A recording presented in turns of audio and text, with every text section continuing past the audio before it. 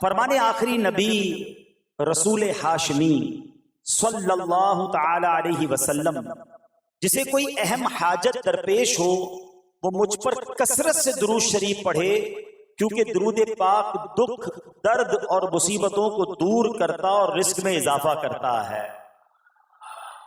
تو جب بھی کوئی مشکل آئے، پریشانی آئے، تکلیف آئے، ٹینشن آ جائے تو اس کا بار بار اظہار کرنے سے ٹینشن دور نہیں ہو جاتا۔ کوئی بھی مشکل آتی ہے بندہ سبھی کو بتاتا پھرے، بار بار ذکر کرتا رہے کہ یار بڑی مشکل میں ہوں، بڑی پریشانی میں ہوں۔ شاعر کہتے ہیں نا کہ دکھوں نے تم کو جو گھیرا ہو تو درود پڑھو، دکھوں نے تم کو جو گھیرا ہو تو درود پڑھو، جو حاضری کی تمنا ہو تو درود پڑھو۔ تو جب ٹینشن دور کرنے کا، مشکل دور کرنے کا، پریشانی دور کرنے کا وظیفہ مل گیا ہے، چابی مل گئی ہے، تو پھر فضول باتیں کرنے کی بجائے ہمیں درود پاک کی کثرت کرنی چاہیے۔ صلو علی الحبیب صلی اللہ تعالی علی محمد صلی اللہ علیہ وسلم۔ آج میں آپ کو اللہ کے ایک نبی کا واقعہ سنانا چاہتا ہوں۔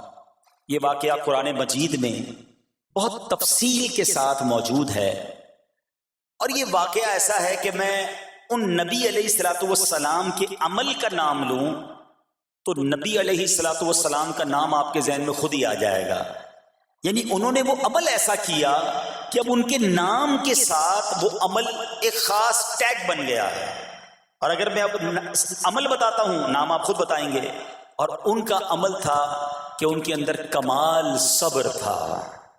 اب یہ صبر کرنے والے نبی کون ہیں؟ صبر ایوب علیہ السلام۔ مشہور ہے دنیا میں کہ ایوب علیہ السلام کا جو صبر ہے وہ ضرب المثل بن گیا، وہ ایگزامپل بن گیا۔ صبر تو بہت سارے لوگوں نے دنیا میں کیا، مصیبتیں تو بہت سارے اللہ والوں پر آئیں، مگر حضرت ایوب علیہ السلام کو اس قدر کمال کا صبر جو ان کا تھا وہ کیا واقعہ ہے۔ تو آج مشکلیں ہیں، پریشانیاں ہیں، ٹینشن ہیں، لوگ جب پریشان ہوتے ہیں تو صبر کا دامن تھامنے کی بجائے نارملی بے صبری، شکوے اور شکایات کی طرف جاتے ہیں۔ تو زندگی میں جب بھی کوئی معاملہ آئے نا، ہمیں اللہ کے کلام کی طرف رجوع کرنا چاہیے، اللہ والوں کی سیرت کی طرف رجوع کرنا چاہیے، اور رب کریم کے جو منتخب ترین بندے ہیں، دنیا کے افضل ترین جو افراد ہیں، وہ انبیاء کرام علیہ الصلوۃ والسلام ہیں۔ تو ہمیں جب بھی کوئی پرابلم آئے، جب بھی کوئی مسئلہ درپیش ہو، پہلے دیکھیں اللہ والوں نے اس موقع پر کیا کیا تھا، قرآن کیا کہتا ہے، حدیث کیا کہتی ہے، تو پھر زندگی میں چیزیں آسان ہو جاتی ہیں۔ تو حضرت ایوب علیہ السلام کی سیرت کے بارے میں جانتے ہیں کہ آپ حضرت اسحاق علیہ السلام کی اولاد میں سے ہیں، اور ان کی والدہ حضرت لوط علیہ السلام کے خاندان سے ہیں۔ اللہ تعالیٰ نے آپ کو ہر طرح کی نعمت سے نوازا تھا۔ آپ حسن و صورت والے بھی تھے، یعنی آپ کو اللہ پاک نے بہت خوبصورت بھی بنایا تھا، اور اللہ کریم نے مال بھی بہت دیا، اولاد میں بھی کثرت دی، یعنی ویل آف لائف تھی، خوبصورتی بھی ہے، مال بھی ہے، اولاد بھی ہے۔ اچھا، پھر ظاہر مال تھا تو گھر بھی تھے، جانور بھی تھے۔ اس زمانے میں جو ویلتھ ہوتی تھی، جو پیسہ ہوتا تھا، وہ جانوروں کی صورت میں ہوتا تھا۔ آج کل لوگ گاڑیاں رکھتے ہیں، سونا زیورات رکھتے ہیں، اس زمانے میں جانور ہوتے تھے۔ بلکہ اب بھی اگر پاکستان کے بھی آپ انٹیریئر کے ایریا میں چلے جائیں، گاؤں گوٹھ میں جائیں، تو لوگ اپنا مال و دولت سے جانور ہی خرید رہے ہوتے ہیں۔ ان کے نزدیک یہی ان کا جو ہے، وہ جو بھی ان کا کاروبار ہوتا ہے اور مال ہوتا ہے۔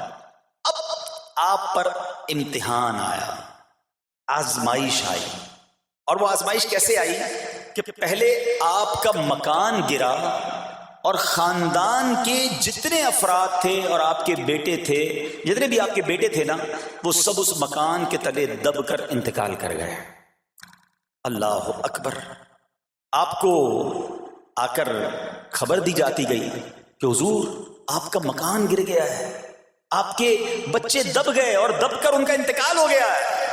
آپ فرماتے تھے میرا کیا ہے، جس کا تھا اس نے لے لیا، جب تک اس نے مجھے دے رکھا تھا وہ میرے پاس تھا، جب اس نے چاہا اس نے واپس لے لیا، اسی نے دیا تھا نا۔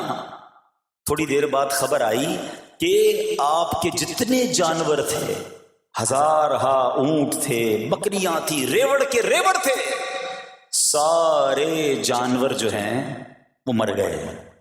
کسی نے آ کر کہا کہ اب آپ کی جتنی دولت تھی، جتنے جانور تھے، وہ بھی مر گئے. سبحان اللہ. آپ اللہ کا شکر بجا لاتے، کہتے یا اللہ جو رب کا تھا اس نے واپس لے لیا، اسی کا تھا، جتنی دیر چاہا میرے پاس رہا، واپس لے لیا اس نے. میں اپنے رب کی رضا پر راضی، میں اس امتحان پر راضی ہوں. اللہ اکبر. اب کیا ہوا کہ آپ کی تمام کھیتیاں اور جو باغات تھے، بہت بڑی زمینیں تھی، بڑے بڑے کھیت تھے، وہ بھی سارے کے سارے برباد ہو گئے.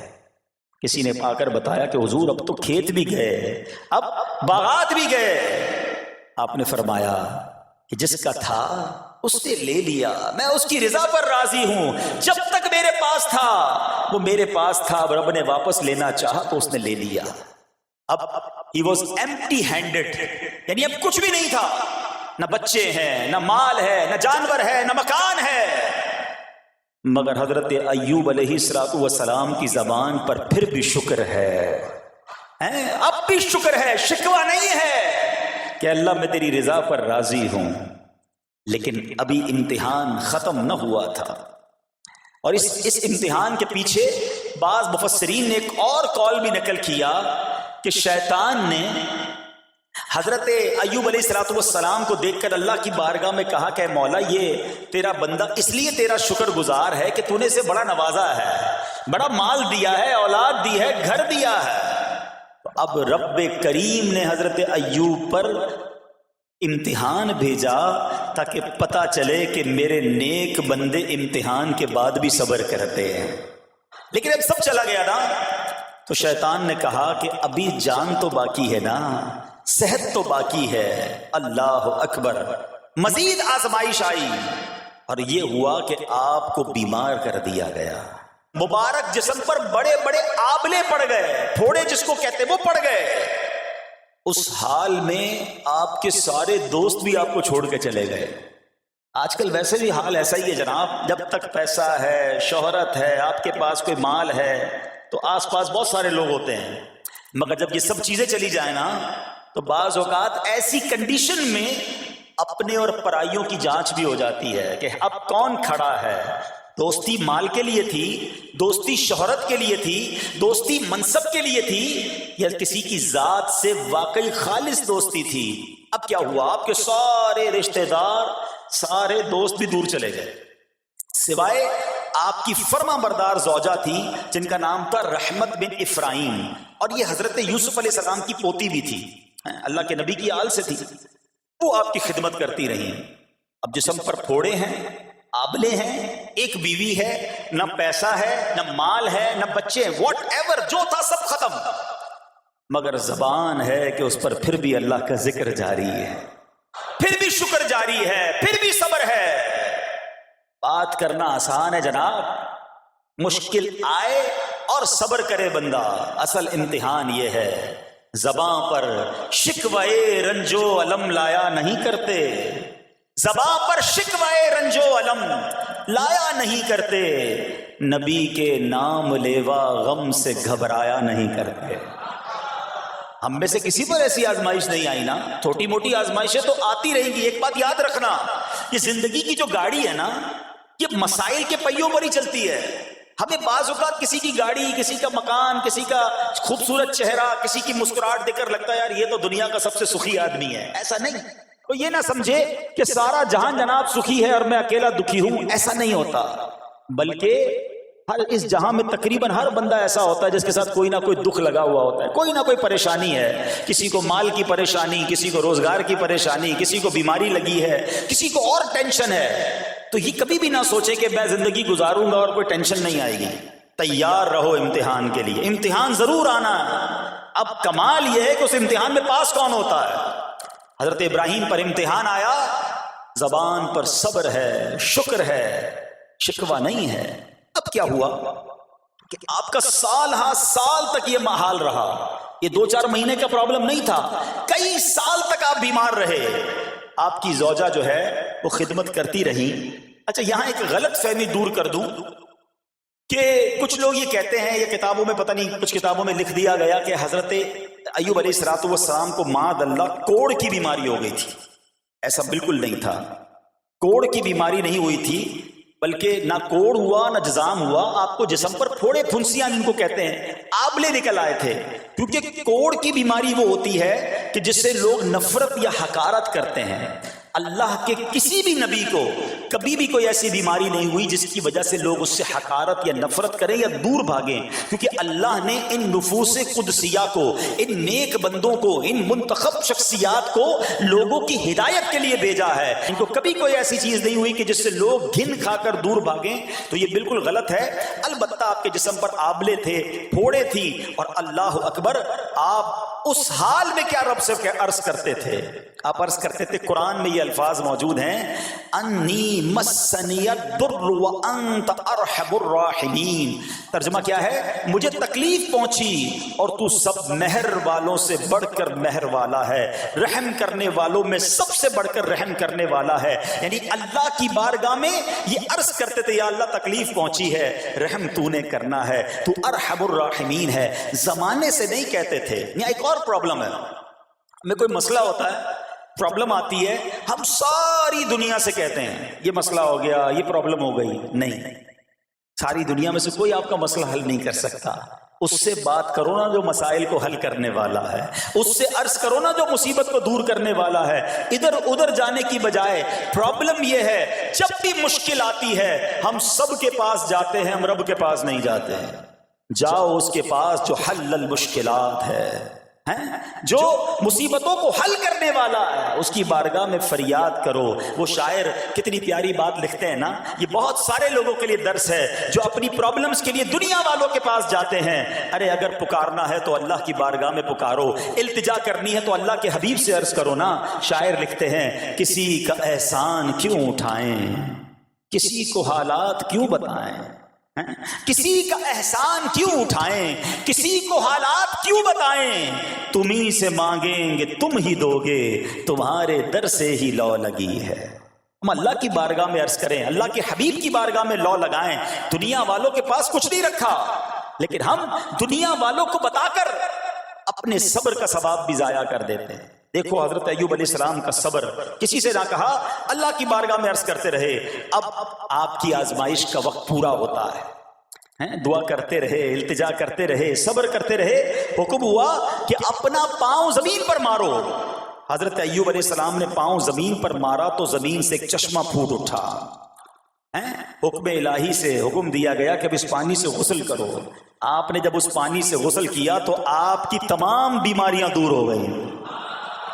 پھر آپ 40 قدم چلے، دوبارہ زمین پر قدم مارنے کا حکم دیا. قدم مارتے ہی ایک اور خوبصورت لذیذ ٹھنڈے پانی کا چشمہ نمودار ہوا. پانی ٹھنڈا، میٹھا اور لذیذ تھا.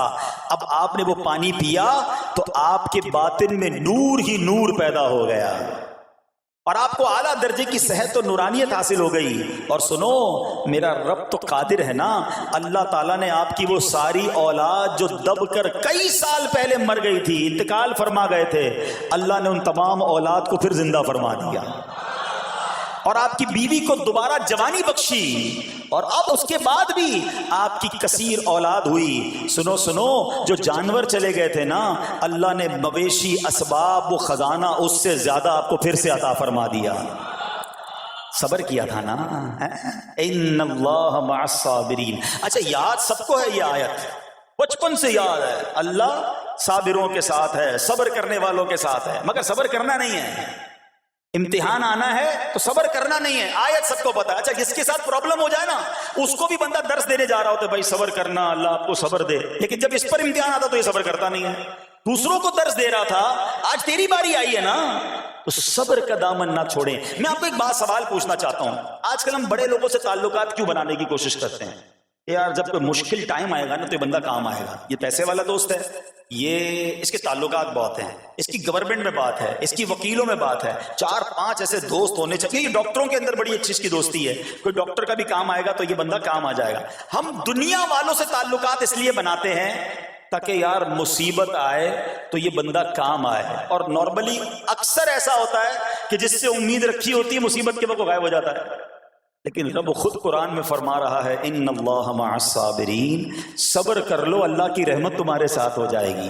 اب میں آپ سے سوال کرتا ہوں، دنیا کے تعلقات ہوں یہ ضروری ہے یا یہ فائدہ مند ہے، یا بندہ صبر کر لے تو اللہ کی رحمت ساتھ ہو جائے، سارے غم ویسے ہی دور ہو جائیں گے؟ صبر اس کو نہیں چھوڑنا ہے۔ تو حضرت ایوب علیہ السلام کی زندگی میں ایک اور واقعہ یہ ہوا کہ جب آپ بیمار تھے، آپ کو پتہ ہے جب بندہ بیمار ہوتا ہے تو بعض اوقات اس کی طبیعت میں کیفیات بھی ہوتی ہیں، تو آپ نے اپنی زوجہ کو پکارا، تو آپ کی زوجہ کچھ دیر میں حاضر ہوئی، تو آپ نے جلال میں آ کر اس کو 100 درے، اپنی زوجہ کو 100 کوڑے مارنے کی قسم کھا لی۔ اب جب صحت آ گئی تو قسم تو آپ نے کھائی ہوئی تھی، تو اب کیا کرتے؟ اس بیوی نے تو خدمت بھی بہت کی تھی، اب اسے کوئی خاص کیفیت تھی، آپ نے قسم اٹھا لی تھی۔ سبحان اللہ، ایوب علیہ السلام کو اللہ کریم نے قرآن میں کیا حکم دیا کہ اے ایوب، آپ ایک یعنی 100 جس کو کہتے ہیں تنکے، 100 تنکوں والی جھاڑو لیں اور اس جھاڑو کو ایک مرتبہ اپنی بیوی کو مار دیجئے تو آپ کی قسم جو ہے وہ پوری ہو جائے گی، یعنی قسم کا کفارہ نہیں دینا ہوگا۔ اللہ اکبر، اللہ نے اس نبی علیہ السلام کی فرما بردار بیوی کی جو سزا تھی یا جو معاملہ تھا اس کو کتنا آسان فرما دیا۔ تو رب کریم نے قرآن مجید فرقان حمید میں اس کو کس طرح بیان فرمایا، وَخُذْ بِيَدِكَ ضِغْفًا فَاضْرِب بِهِ وَلَا تَحْنَثْ، فرمایا کہ اپنے ہاتھ میں ایک جھاڑو لے کر اسے مار دے اور قسم نہ توڑ، اِنَّا وَجَدْنَاهُ صَابِرًا، فرمایا ہم نے اسے صابر پایا، نعم العبد، کیا اچھا بندہ، اِنَّهُ اواب، بے شک وہ بہت رجوع لانے والا ہے۔ ارے آج دنیا کسی کو کہے یہ صبر والا ہے، حضرت ایوب کی شان دیکھو کہ رب فرما رہا ہے قرآن میں اِنَّا وَجَدْنَاهُ صَابِرًا، اور ہم نے ایوب کو صبر کرنے والا پایا، صابر پایا۔ اللہ حضرت ایوب کے صبر کے صدقے ہمیں بھی صابرین میں شامل فرما لے۔ اللہ اکبر، سبحان اللہ۔ اور رب کریم نے جو اواب فرمایا، علماء کہتے ہیں کہ یہ اواب کے لاجواب خطاب کو جو آپ کے سر مبارک پر ایک تاج کی طرح رکھ دیا گیا، کیونکہ اواب کے معنی کیا ہے؟ انہو اواب، بے شک وہ بہت رجوع لانے والا ہے۔ اللہ اکبر، صبر کیا تو رب نے کیسے کیسے القاب جو ہیں وہ قرآن میں عطا فرمائے۔ یہاں ایک اور بات بھی سیکھنے والی ہے کہ حضرت ایوب علیہ السلام کے صبر کا کمال یہ ہے کہ قرآن میں ذکر آ گیا، آپ صبح قیامت تک حافظ تلاوت کریں گے، تراویح میں قرآن پڑھا جائے گا، جب بھی قرآن کی تلاوت دنیا کے کونے کونے میں کی جائے گی، قیامت تک حضرت ایوب کے صبر کا ذکر ہوتا رہے گا۔ جب آپ صبر کرتے ہیں اللہ رسول کو راضی کر لیتے ہیں، اللہ ان ناموں کو بلند فرما دیتا ہے۔ بہرحال میرے پیارے اسلامی بھائیوں، اب یہاں تھوڑا سا ایک شرعی مسئلہ بھی سمجھ لیں۔ بعض اوقات کہ آپ لفظ سنتے ہیلا، اچھا کچھ لوگ جب یہ لفظ ہیلا سنتے ہیں تو کنفیوز ہو جاتے ہیں، یار یہ کیا، ایک کام کرنا تھا اس کو ایک اور طریقے سے کر دیا، ہمیں سمجھ نہیں آ رہا، عجیب عجیب سی لوگ باتیں کرتے ہیں۔ سبحان اللہ، علماء فرماتے ہیں پہلے ہیلے کا مسئلہ سمجھ لیں۔ فتاوی عالمگیری میں ہے جو ہیلا کسی کا حق مارنے یا اس میں شبہ پیدا کرنے یا باطل ذریعے سے فریب دینے کے لیے کیا جائے وہ مکروہ ہے، اور جو ہیلا اس لیے کیا جائے کہ آدمی حرام سے بچ جائے یا حلال کو حاصل کر لے وہ اچھا ہے۔ انما الاعمال بالنیات، غلط نیت سے ہیلا کہ کسی کا حق دبا لوں یا معاذ اللہ زکوٰۃ ادا نہ کرنی پڑے، اللہ کو کوئی دھوکہ نہیں دے سکتا، اللہ دیکھ رہا ہے کہ اس کی نیت کیا ہے، لیکن ہیلا اس لیے ہے کہ حرام سے بچ جائے، حلال حاصل کر لیا جائے، تو اس کی جو جواز کی صورتیں ہیں علماء نے فرمائی یہ آیت اس میں دلیل ہے، اور آیت کیا تھی؟ وَخُذْ بِيَدِكَ ضِغْفًا فَاضْرِب بِهِ وَلَا تَحْنَثْ، اور فرمایا اپنے ہاتھ سے ایک جھاڑو لے کر اسے مار دو اور قسم نہ توڑو۔ قسم تو 100 کوڑے مارنے کی تھی، اللہ کریم نے آسانی کا راستہ بتایا۔ ہاں ایک بات یاد رہے، یہ بڑی امپورٹنٹ بات کرنے جا رہا ہوں کہ مفتیان کرام، قابل اعتماد مفتیان کرام سے رہنمائی لے کر ہم جیسے لوگوں کو، عوام الناس کو کوئی ہیلا اپنے طور پہ نہیں کر لینا چاہیے۔ ہاں، کیونکہ بعض ہیلوں کی شرعی طور پر اجازت نہیں ہوتی، اور بعض اوقات ہیلا کرنے میں ایسی غلطی لوگ کر جاتے ہیں جن کی وجہ سے ہیلا ہوتا ہی نہیں ہے۔ تو یہاں صرف آپ کو دلیل بتانا تھا، باقی اگر کسی قسم کا کوئی شرعی ہیلا کرنا ہے تو قابل اعتماد مفتیان کرام سے رجوع کیا جائے۔ سبحان اللہ۔ اب حضرت ایوب علیہ السلام کے صبر کی بات ہوئی ہے نا، اللہ نے پتہ ہے آپ کو کتنا مقام عطا فرمایا کہ نبی کریم صلی اللہ تعالی علیہ وآلہ وسلم نے ارشاد فرمایا حضرت ایوب لوگوں میں سب سے بڑھ کر عالم، صابر اور غصہ پینے والے تھے۔ حضرت ابن مسعود رضی اللہ تعالیٰ عنہ سے مروی ہے کہ حضرت ایوب علیہ السلام قیامت کے دن صبر کرنے والوں کے سردار ہوں گے۔ ہاں، صبر کرنے والوں کے بھی سردار ہوں گے۔ اچھا بعض اوقات ہوتا کیا ہے، اچانک کوئی پرابلم آ گئی، کہیں آگ لگ گئی، گاڑی میں نقصان ہو گیا، پیسے چوری ہو گئے، موبائل چوری ہو گیا، کوئی چیز میں نقصان ہو گیا، کاروبار میں نقصان ہو گیا، صحت خراب ہوئی، بندہ کہتا ہے یار یہ میرے ساتھ کیوں ہوا ہے، میں نے ایسا کیا کیا ہے۔ بعض اوقات زبان سے شکوے، شکایت، حالانکہ قرآن مجید فرقان حمید نے تو پہلے ہی ہمیں بتا دیا ہے ہمارا پرابلم پتہ ہی کیا ہے۔ ہم بہت ساری باتیں جانتے ہیں دنیا کی، قرآن و حدیث پڑھتے نہیں ہیں تو مینٹلی پریپیئرڈ نہیں رہتے۔ آپ کو پہلے ہی پتا ہو کہ یار گرمیاں آنے والی ہیں تو اچانک گرمیاں آئیں گی تو پریشان نہیں ہوں گے نا۔ آپ کو پتا تھا جون جولائی میں گرمیاں ہوتی ہیں، بھائی سردیاں نہیں ہوتی، آپ پنکھا بھی تیار رکھتے ہیں، ٹھنڈا پانی کا انتظام بھی رکھتے ہیں، گرمی کے وقت باہر کم نکلتے ہیں، اور سردیاں آتی ہیں آپ کو پہلے ہی پتا ہوتا ہے، رضائی تیار کر لیتے ہیں، سویٹر نکال لیتے ہیں۔ ایسا نہیں ہوتا کہ صبح اٹھتے تو 40 ڈگری ہوتا ہے، دوسرے دن اٹھتے تو 5 ڈگری ہوتا ہے، بندہ کہ یار آج ٹھنڈ کی ہو گئی، کل گرمی کی ہو گئی۔ مینٹلی پریپیئرڈ جب بندہ ہوتا ہے تو وہ تیار ہوتا ہے۔ اگر جو قرآن پڑھنے والا ہے، حدیث پڑھنے والا ہے، اس کو تو پہلے ہی مینٹلی پریپیئرڈ ہونا ہے۔ کیوں؟ قرآن کا وعدہ ہے نا، قرآن کا اعلان سنو۔ اللہ کریم قرآن مجید میں کیا ارشاد فرماتا ہے؟ بسم اللہ الرحمن الرحیم وَلَنَبْلُوَنَّكُمْ بِشَيْءٍ مِّنَ الْخَوْفِ وَالْجُوعِ وَنَقْصٍ مِّنَ الْأَمْوَالِ وَالْأَنفُسِ وَالثَّمَرَاتِ وَبَشِّرِ الصَّابِرِينَ۔ اور ضرور ہم تمہیں آزمائیں گے۔ کیا فرمایا؟ ضرور آزمائیں گے، تیار رہو، دیر از ایگزامینیشن۔ اچھا آزمائش کن کی چیزوں کی ہوگی؟ سبحان اللہ، قرآن نے لسٹ بھی دے دی ہے کہ آزمائش کیا ہوگی۔ فرمایا کچھ ڈر سے، اچانک خوف آ جاتا ہے نا، کوئی دشمن آ جاتا ہے، کوئی دھمکی دے رہا ہوتا ہے، اچانک حالات خراب ہو جاتے ہیں، دل میں خوف بیٹھ جاتا ہے۔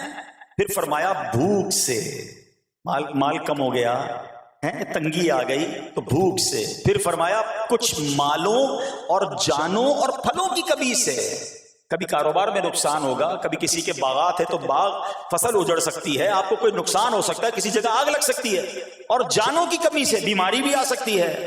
مگر آگے کیا فرمایا؟ وَبَشِّرِ الصَّابِرِينَ، خوشخبری سنا ان صبر والوں کو۔ اور جب سبحان اللہ یہ ایگزام آتا ہے نا، جو اس ایگزام سے نکل جاتا ہے تو رب نے فرمایا خوشخبری ہے۔ اللہ اکبر، ہم نے زندگی میں دیکھا ہے جس نے مصیبت پر صبر کیا، اللہ کی رضا پر راضی رہا، اللہ نے مشکل سے بھی نکالا اور پہلے سے اسے زیادہ عطا فرما دیا۔ ہمارا پرابلم ہی ہم ٹیسٹ میں فیل ہو جاتے ہیں، جیسے ہی امتحان شروع ہوا واویلا شروع، شور شروع، شکوے شروع، سب کو بتانا، حالانکہ کر کوئی نہیں سکتا لیکن سب کو بتائیں گے۔ نہ کرو ایسا، میں جانوں میرا رب جانے، مجھے کیوں کسی کو بتانا؟ ہاں وہ کریم ہے، وہ دیکھ رہا ہے کہ میرا بندہ صبر کر رہا ہے۔ سبحان اللہ۔ حضرت سیدنا امام ابو جعفر محمد بن جریر طبری تفسیر طبری میں اس آیت مبارک کے تحت فرماتے ہیں، یعنی ہم تمہیں دشمن کے خوف، قحط سالی، شدید بھوک و فقر و فاقہ، فصلوں کی کمی، مقاصد کے حصول میں مشکلات، کفار سے جنگ کے دوران افرادی قوت میں کمی اور اہل و عیال کی موت وغیرہ کے ذریعے آزمائیں گے، اور یہ سب چیزیں بطور امتحان ہوں گی تاکہ تمہارے سچے جھوٹوں سے اور اہل بصیرت منافقوں سے جدا ہو جائیں۔ یعنی اس ٹیسٹ میں پتا چل جائے گا کون اللہ والا ہے، کون صبر والا ہے، کون اللہ کی رضا پر راضی رہنے والا ہے۔ سنو سنو، جب یہ تکلیف آتی ہے نا تو اس کا پھر اجر کتنا ملتا ہے۔ شہنشاہ نبوت، مخزن جود و سخاوت صلی اللہ تعالی علیہ وسلم نے ارشاد فرمایا، جو دنیا میں ہی اپنی ہر خواہش کی تکمیل کر لے تو یہ چیز آخرت میں اس کے اور اس کی خواہش کے درمیان آڑ اور پردہ بن جائے گی، اور جو مالداروں کی زینت کی طرف اپنی نگاہیں دراز کرے تو وہ آسمان والوں کے سامنے بے عزت ہو جاتا ہے، اور جو شدید بھوک پر صبر کرے اللہ عز و جل اس کو جنت الفردوس میں جہاں چاہے گا ٹھکانہ عطا فرمائے گا۔ ہاں، ہر چیز پوری ہو جائے، جو چاہیے وہ مل جائے، یہ نہیں ہونا چاہیے۔ کچھ نہ کچھ آزمائشیں آئیں گی، اور اگر سب ادھر مل گیا تو ادھر پھر کیا ملے گا؟ ہم اللہ سے یہ دعا کرتے ہیں کہ ادھر بھی عطا فرمائے ادھر بھی محروم نہ کرے. ہاں ہمیں ڈرتے بھی رہنا چاہیے کہ یار میں جو مانگتا ہوں ادھر مل جاتا ہے, کہیں وہاں محروم نہ رہ جاؤں. تو آزمائش آئے تو صبر کرنا چاہیے, اللہ کی رضا کے طور پہ زندگی گزارنی چاہیے. ایک بار نبی پاک علیہ الصلوۃ والسلام انصار کے پاس تشریف لے گئے تو فرمایا کیا تم مومن ہو؟ بڑا کمال کا سوال جواب ہے, ذرا غور کیجئے گا. ہمارے پاس بھی کوئی آ کر کہے کہ کیا تم مومن ہو تو ہم کیا جواب دیں گے؟ صحابہ خاموش رہے. سیدنا فاروق اعظم نے کہا حضور ہاں ہم مومن ہیں. شاید ہمارا بھی جواب یہی ہوگا مومن ہے. مگر اگلا سوال سنو نبی پاک علیہ الصلوۃ والسلام کا. فرمایا کہ اگر تم مومن ہو تو تمہارے ایمان کی علامت کیا ہے؟ ہاں اب ہم سے کوئی یہ سوال کرے تو ہم جواب کیسے دیں گے؟ بھائی تم کہہ رہے ہو مومن ہیں, واٹ از دا سمٹمس؟ کوئی نشانی کوئی علامت تو بتاؤ نا. اب یہ سوال کرنے والے کون ہیں؟ پیارے آقا صلی اللہ تعالی علیہ وآلہ وسلم. صحابہ سامنے بیٹھے ہیں. ارشاد فرمایا مومن ہو تو علامت کیا ہے؟ تو کیا شاندار جواب دیا کہ صحابہ کرام نے کہ ہم جب فراخی کی حالت ہوتی ہے نا, آسانی ہوتی ہے تو ہم شکر ادا کرتے ہیں. جب آزمائش آتا ہے, کوئی پرابلم آتی ہے, ہم صبر کرتے ہیں اور اللہ کے فیصلے پر راضی رہتے ہیں. نبی اکرم علیہ الصلوۃ والسلام نے جواب میں کیا فرمایا؟ رب کعبہ کی قسم تم مومن ہو. تو پتہ یہ چلا کہ مومن ہونے کی نشانی یہ ہے کہ جب اچھے دن آئیں تو شکر کرے اور مشکل کے دن آئیں تو اللہ کی رضا پر, اللہ کے فیصلوں پر راضی رہے, صبر کرے. اب آؤ سوال کرتے ہیں. اچھے دن آتے تو ہم کیا کرتے ہیں؟ ارے بھائی میں تو انتظار میں تھا, تھوڑے پیسے آئیں تو فلاں عیاشی کروں, فلاں گناہ کروں. تھوڑے پیسے تھے تو وہ کام ہی نہیں کر پا رہا تھا, اب تو موقع میں لگا ہے, اب تو دن آئے ہیں. معاذ اللہ, جس کو اللہ نعمتیں دیتا ہے, فراخی دیتا ہے, تو وہ اللہ کی نافرمانی میں لگ جاتا ہے. اور جب اس کو کوئی آزمائش بھیجتا ہے تو وہ ناشکری کہہ کر, بلکہ بعض اوقات تو کفریہ کلمات منہ سے نکال کر ایمان سے بھی ہاتھ دھو بیٹھتا ہے. ایسا نہیں ہونا چاہیے. عقل مند وہ ہے, یاد رکھنا کہ رب جتنی عطائیں بڑھائے ہم اتنے سجدے بڑھائیں, ہم اتنے صدقے بڑھائیں. دیکھو نا دنیا میں کیا ہوتا ہے, آپ کو کوئی تحفہ دے, آپ کیا کہتے ہیں؟ شکریہ, جزاک اللہ. دوبارہ تحفہ دے, آپ کہتے ہیں بہت مہربانی. تیسری بار دے, بندہ کہ یار یہ تو مجھ پر کتنا مہربان ہے. اتنی مہربانیاں, ناراض نہیں ہونا چاہیے. جو تمہیں دنیا میں 2-4 تحفے دے دے, تم اسے ناراض نہیں کرنا چاہتے. جب سے میں پیدا ہوا, جب سے وہ نواز رہا ہے, وہ ناراض نہ ہو جائے اس کا کوئی خیال نہیں. وہ دیے جا رہا ہے. ہم تو دیکھتے ہیں نا, بندہ غریب ہوتا ہے, تھوڑے گناہ, جیسے جیسے امیر ہوتا گیا اس کے پر پرزے نکلنا شروع ہو جاتے ہیں, مسجد سے دور, نمازوں سے دور, معاذ اللہ حرام کاموں میں پڑ جاتا ہے. ارے اللہ کے بندے, تجھے رب نواز رہا ہے, تیرے تو سجدے بڑھنے چاہیے تھے. لیکن ہوتا کیا ہے, وہ عطائیں بڑھاتا ہے, لوگ خطائیں بڑھاتے ہیں. نہ کرو ایسا. جب فراخی ہو, جب اللہ کی طرف سے آسانی ہو تو شکر ہو, اور جب آزمائش آئے تو صبر ہو. یہی مومن کی نشانی ہے. اور اللہ سے دعا کرتے ہیں کہ اللہ کریم ہمیں اپنے شکر گزار اور صبر کرنے والے بندوں میں شامل فرما لے. اور یقین کریں صبر کا جو پھل ہے نا, وہ کہتے ہیں نا صبر کا پھل میٹھا. او ہو, بالکل ٹھیک کہا, بلکہ بہت میٹھا ہے. سنو, اللہ عز و جل فرماتا ہے کہ جب میں کسی بندے کو بیماری میں مبتلا کروں, ہو سکتا ہے یہاں بھی میرا کوئی بھائی بیمار بیٹھا ہو, مدنی چینل کے ناظرین میں سے کوئی بیمار بیٹھا ہو. دیکھو بیماری آئے نا, شکوہ مت کرنا, صبر کرنا. فضیلت سنو, حدیث قدسی ہے, اللہ فرماتا ہے جب میں اپنے کسی بندے کو بیماری میں مبتلا کروں اور وہ اس پر صبر کرے, کسی سے شکایت نہ کرے, تو میں اس کے گوشت کو اچھے گوشت سے اور اس کے خون کو اچھے خون سے بدل دیتا ہوں. پھر اگر اسے شفا دیتا ہوں تو ایسی شفا دیتا ہوں کہ اس کے نامہ اعمال میں کوئی گناہ نہیں رہتا. اور اگر میں اسے دنیا سے اٹھا لوں تو اسے اپنی رحمت کاملہ کے سائے میں لے جاتا ہوں. ارے کمال ہو گیا.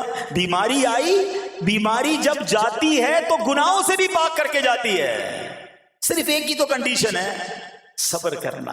بیماری آئی, صبر کرنا. ہاں کسی سے بات نہ کریں, شکوہ نہ کریں, اللہ کی بارگاہ میں عرض کریں مولا تیری مہربانی, ہاتھ میں درد ہے باقی جسم تو سلامت ہے, اے اللہ آنکھ میں درد ہے باقی جسم تو سلامت ہے, اے اللہ گردوں میں پرابلم ہے میرا باقی جسم تو سلامت ہے, یہ بھی تیری مہربانی ہے. اللہ کرے کہ ہم شکر گزار بندے بن جائیں, کیونکہ یہ بیماری تو ہمارے گناہ معاف کروانے آئی تھی, مگر افسوس یہ ہے کہ جو گناہ معاف کروانے والا کام ہمارے ساتھ ہوا اس میں بھی ہم نے اللہ کو ناراض کر دیا اور شکوے شکایات کی. سنو سنو, اس نے اخلاق کے پیکر نبیوں کے تاجور صلی اللہ تعالی علیہ وسلم نے ارشاد فرمایا, ابھی تو صرف بیماری کی بات ہوئی نا, اب آؤ اگر کسی کو کاروبار میں نقصان ہو گیا, کسی کے پیسے کم ہو گئے, کسی کی جان و مال کا کوئی نقصان ہوا, کوئی آگ وغیرہ لگ گئی, سنو اللہ کے حبیب علیہ الصلوۃ والسلام فرماتے ہیں کہ اللہ ارشاد فرماتا ہے, پھر حدیث قدسی ہے کہ جب میں اپنے کسی بندے کے بدن یا اس کے مال یا اس کی اولاد کی طرف کوئی سختی بھیجوں,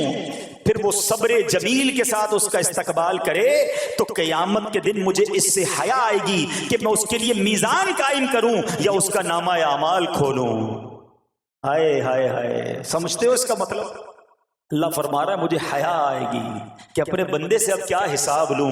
جب آزمائش بھیجی تھی تو اس نے صبر کیا تھا, اس نے شکوہ نہیں کیا تھا. خدا کی قسم میں آپ سے پوچھتا ہوں, میرا کوئی نقصان ہو جائے اور قیامت کے دن میرا نامہ اعمال نہ کھولا جائے, مجھے اللہ کی بارگاہ میں حساب نہ دینا پڑے, مجھے بتاؤ یہ دنیا کے حساب نقصان کی کیا حیثیت ہے اگر ادھر بخشا جائے. سنو تو صحیح, رب فرما رہا ہے کہ مجھے حیا آتی ہے کہ اس کے لیے میزان قائم کروں یا اس کا نامہ اعمال کھولوں. ارے یہ ساری دنیا کی دولت, یہ ساری دنیا کی آسائش ایک طرف, اگر قیامت کے دن حساب کتاب میں آسانی مل جائے, اللہ بلا حساب جنت میں داخل کر دے, اس سے بڑھ کر کوئی نعمت نہیں. مگر آج افسوس یہ ہوتا ہے کہ اگر کسی پر امتحان آتا ہے, وہ اس امتحان میں فیل ہو جاتا ہے. اس حدیث میں ایک لفظ استعمال ہوا صبر جمیل کے ساتھ. اب یہ بھی بڑا مسئلہ ہے کہ لوگوں کو یہی نہیں پتا کہ صبر جمیل ہے کیا. لوگ کہتے تو بہت ہیں اللہ پاک آپ کو صبر جمیل عطا فرمائے, اب اس سے پوچھو بھائی صبر جمیل کی تعریف کیا ہے, تو پھر تعریف نہیں پتا ہوتی. یہ کسی جمیل بھائی کا صبر نہیں ہے کہ جس کو صبر جمیل کہا جاتا ہے. صبر جمیل کی تعریف سمجھو. علماء کہتے ہیں کسی مصیبت زدہ اور غیر مصیبت زدہ کو برابر میں دیکھو, مگر دونوں میں کوئی فرق نظر نہ آئے. یعنی چہرہ بھی نہ بتائے کہ وہ کسی مشکل میں ہے, اس کی عادتیں بھی نہ بتائیں کہ وہ کسی پرابلم میں ہے, یعنی اس کو دیکھ کر پتہ ہی نہ چلے کہ وہ بڑی مشکل میں ہے. فرمایا یہ ہے صبر جمیل. مگر آج ہمارا حال یہ ہے, ہمارا چہرہ بتا دیتا ہے بھائی خیر تو ہے, بڑی ٹینشن میں ہو, ہاں یار کیا کروں بس موبائل ٹوٹ گیا, ارے بھائی بڑی چہرے پہ بڑی ہوائیاں اڑ رہی ہیں, بس کیا کروں جناب آج 5,000 روپے کھو گئے, 5,000 روپے کھو جائیں, چھوٹا سا نقصان ہو جائے, ہمارا چہرہ بتا دیتا ہے کہ ہمارے ساتھ کوئی معاملہ ہوا ہے. صبر جمیل یہ ہے کہ دیکھ کر کوئی پہچان ہی نہ سکے کہ یہ بندہ کتنی مشکل میں ہے, چاہے اندر کتنی تکلیف میں ہو, دنیا والوں کو نہ بتائے کیونکہ وہ رب کا بندہ ہے, وہ اللہ کی بارگاہ میں فریاد کرے. یہ صبر جمیل ہے اور اللہ اسے ہم سب کو نصیب فرمائے. ہاں یہ بڑی کمال کی بات ہے. ہم کیا کرتے ہیں سارے جہان کو بتاتے ہیں, اچھا پھر آخر میں لوگ کہتے بھی ہیں جب پورے محلے کو بتا دیا نا, پھر اس کے بعد کہتے ہیں بس کیا کریں بھائی صبر ہی کر رہے ہیں.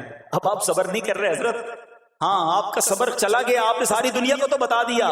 صبر یہ ہے کہ صبر پہلے صدمے پر ہوتا ہے. جیسے ہی آپ کو کوئی صدمہ لگا نا, اب آپ جانے رب جانے, نہ بتائیں کسی کو, ٹھیک ہے وہ الگ بات ہے, آپ کسی کو دعا کے لیے کہہ دیں, لیکن بڑا نقصان ہو گیا, بڑی مشکل ہو گئی, بڑی پریشانی ہو گئی, اس سے حل تو کوئی نہیں ہونا. اچھا ہمارا ماجرا ایک اور بھی بڑا عجیب ہے, مشکل ہو جائے تو سب کو بتاتے ہیں, آسانی ہو جائے تو پھر کسی کو نہیں بتاتے ہیں. 5,000 کا نقصان سارے محلے کو پتا ہے, 50,000 کا فائدہ ہوا پھر کسی کو بتایا آپ نے؟ نہیں یار بتاؤں گا تو نظر لگ جائے گی.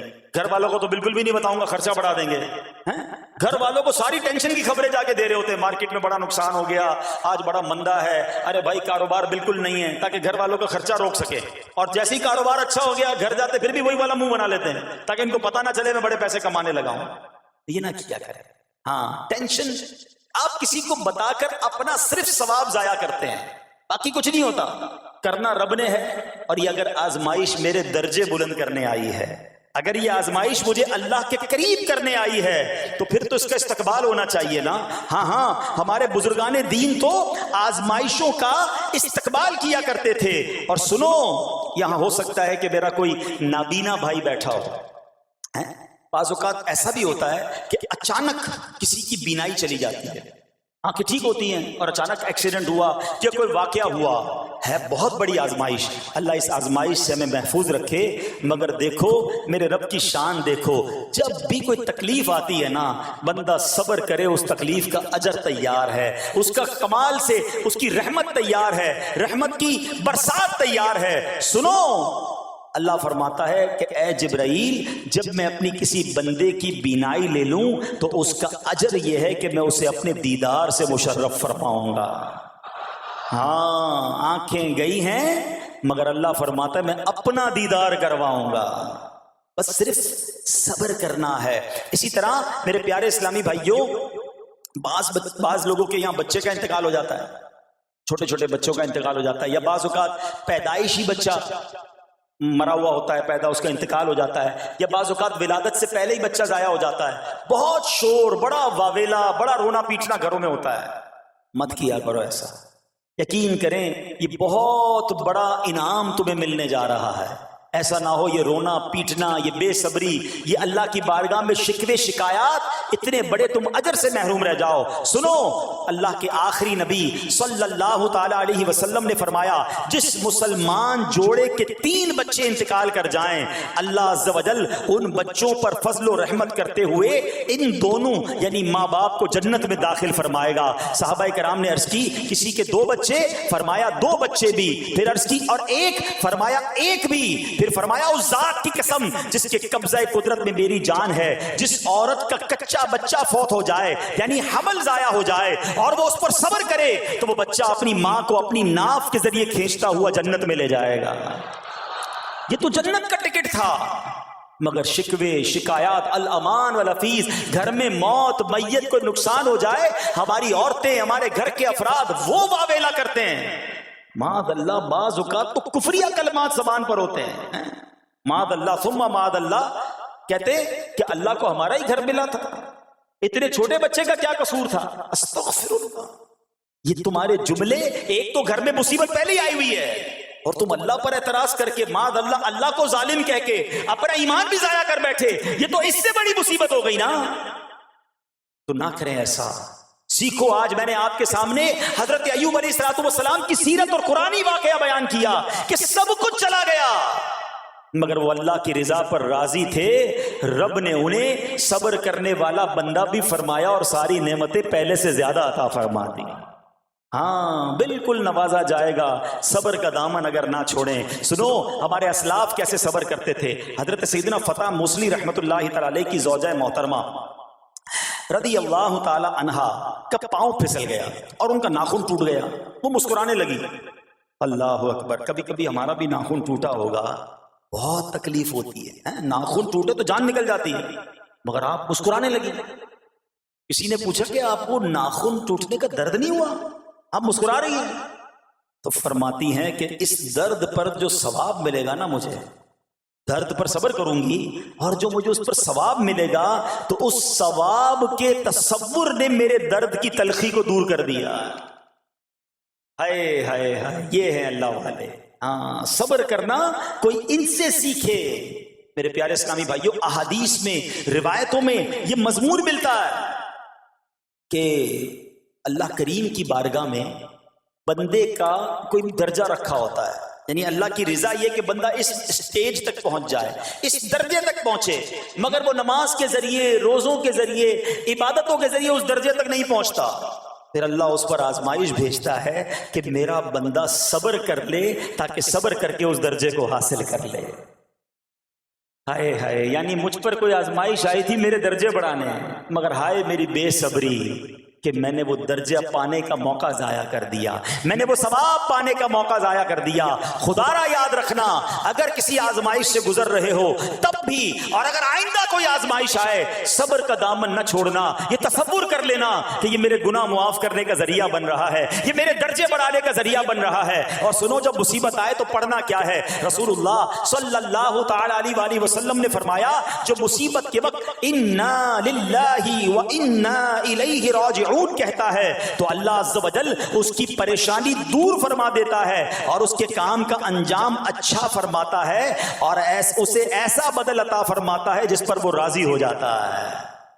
تو یہ پڑھ لیں، لیکن شکوہ نہ کریں، دنیا والوں کو بتانے کی حاجت نہیں. اچھا وہ جو میں بات کر رہا تھا کہ تکلیف سب کو بتانی ہے اور راحت کے بارے میں کسی کو کوئی شکر کرتا ہوا نظر نہیں آتا.